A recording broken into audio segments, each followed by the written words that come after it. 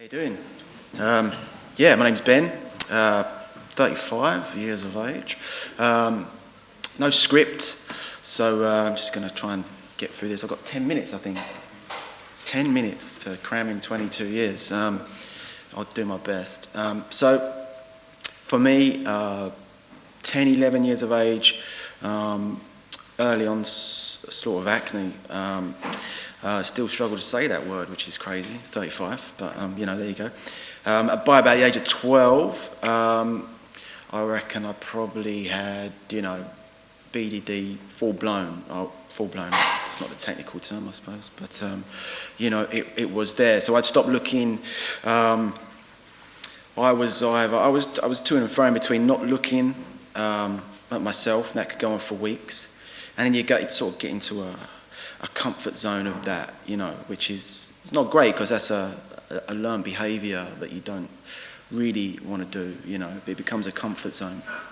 Or I'd go the other way and I'd be spend hours and hours in the mirror, wasted many days sort of in and out of the bathroom, various different mirrors, and it was never from a distance. I was always nose to mirrors, just so I could only see what I wanted to see, because the whole picture was pretty horrific to me then. So yeah, that went on for a couple of years, and it starts to impact on school, social life, family. It's all pretty miserable actually. But and then Mum starts to pick up on my little habits disappearing. She always find me in the bathroom, sort of, that sort of thing. But still, we get to 13, 14, 15 years of age. I should be, at 15, I should have been going out trying to get into, clubs, bars, pubs, and all that sort of stuff. But I didn't have, the confidence had gone, everything, and the insecurities had crept in, and increasingly my skin was pretty bad at this point. And so yeah, it was a mission. But even at 15, I didn't know that what I was going through, all these little intricate behaviours that I was sort of doing, this learned behaviour that I was picking up, that had a name, the BDD.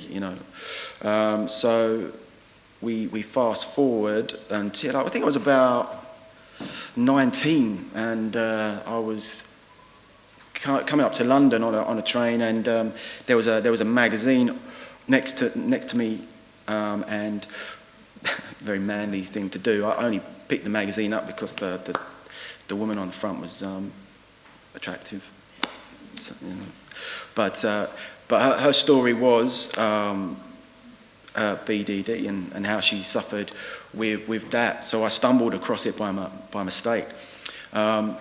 So in everything that she talked about in this interview, the mirrors, the insecurities, the self-consciousness, the this, that, and the other, I obviously have some scars from clawing, basically. I can only describe it as that at my skin at various different points in my life, and picking and that sort of stuff. Actually, prior to finding out that it had a name, there was, I think the lowest point. This is all very miserable, isn't it? I'm all right now. I'm pretty happy, most of the time. But back then, sort of mid-teens, the two low points always spring to mind when I'm talking about it are, not embarrassing. It's not embarrassing at all. It's just part of the disorder. But was domestic bleach was sort of like I used to with a cotton bud and just drip a bit onto a cotton bud and put it on various parts of my skin. I wouldn't advise anyone to do that, at all. But that was just my state of mind. That was where I got to the bottom of the barrel. And then obviously, further down, even further down, there was a couple of moments where, you kind of think pretty horrific things about sort of taking your own life. But, so they were the low points. And as I was saying, 19 was the point where I found out it had a name, So you think from what we're talking, 11 years of age until 19, all that learnt behaviour, it's just, I mean, that's what it is. It's learned behaviour. You get into that rut. For me, anyway, I get into that rut, and you know. So, at 23, finally going to a doctor, having the courage to go to a doctor, and say, look, this isn't normal. This is what I read 3 or 4 years ago. You kind of need to send me here. And it took me like 2 or 3 attempts to go back to him and say, listen, man, you come on. This is ridiculous, you know. So he did, and I had some CBT. I was on medication for my skin, for Accutane, which was, to me at that time, amazing, you know. But unfortunately, all that learned behaviour, you sort of cure the physical, the one thing that started the ball rolling for me. You cure that, but you know, mentally, I was still shot to pieces. And so cured the skin, 23. Still plucking up with courage. So 25, you go, I finally get to see a behavioural therapist. So I dragged it out for a little bit longer, plucked the courage up. And she was amazing. You know, I had counsellors that kind of sat there and just listened, which wasn't really, for me, great. You know, I needed some feedback, I needed some direction. You know, you've got to do this, try this, do this. And that's what she gave me, you know. And I remember we did a couple of sessions, and she said, like, the next week I'm going to bring in a mirror. I was like, no, I don't think so. But I went back for it anyway, and we did that. And I remember she asked me to take some passport photos at one point. This is all obviously to undo that learned behaviour, you know, which is incredibly important. It's horrific, it's scary, it's, you know, the anxiety you get from trying to sort of unlearn behaviour, you know, and get a step out of your comfort zone, as I'm sure all of you know, is pretty horrific.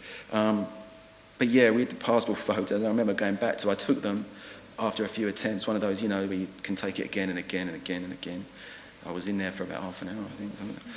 But, you know, so I took them back to her. I hadn't looked at them. I just took them out in the dashboard, and you know, the week I got back, and I gave them to her, and she said, have you looked at it? I said, no, I haven't looked at them, no, you know.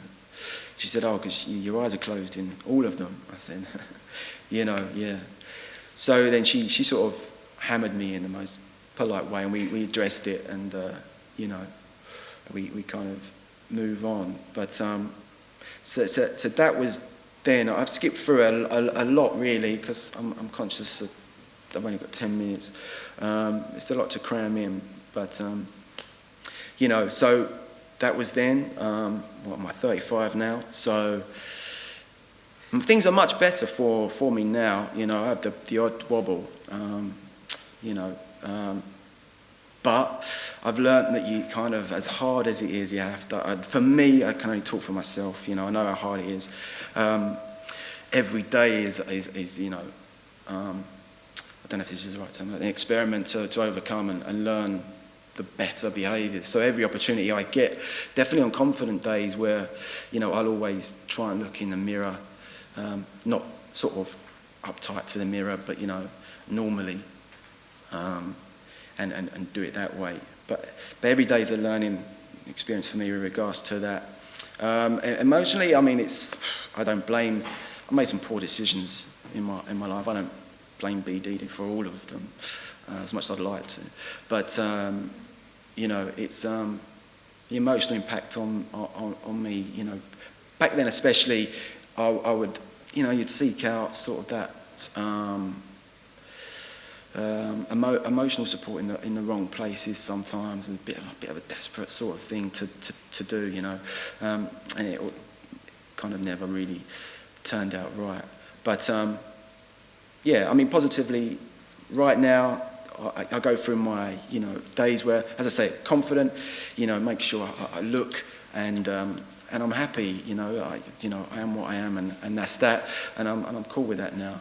And I used to do this thing, I still do sometimes, you know, where I would set up a mirror as far away as I could possibly get it. And back then it was very hard for me to look normally in a mirror, so I would, you know, as far away as I could get it and stand there and look. And as it sounds crazy now, but well, maybe not. But I would creep forward every day to you know, and I'd become so that feeling of looking in the mirror was more comfortable, you know. So yeah, I mean, I still do that now and again, but I do make sure that I you know, unlearn that behaviour every day, or make an attempt to unlearn that behaviour every day, because I think, you know, and this isn't fact. I've just made this up, I think. So don't feel you have to listen to this. But that in the beginning, from 11 to 19, when I learned all those bad behaviours, you know, because I didn't know what it was, you know, I'm pretty chilled out with the fact now that it's going to take me